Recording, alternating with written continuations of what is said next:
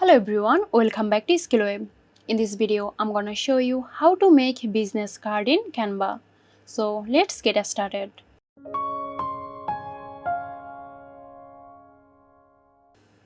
Begin by signing into your Canva account and select business card as your design type. You can start with a template or make one.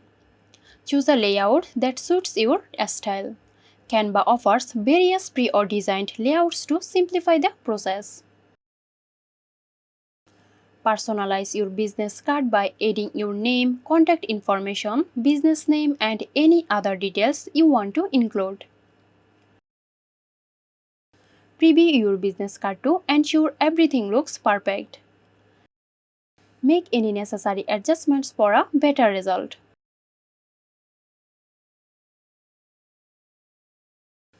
So your professional business card is ready to be printed and shared with the world.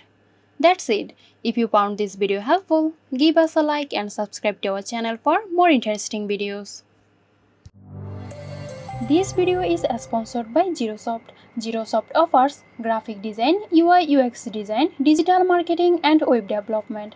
Elevate your brand with Zerosoft today. For more details, check the description box.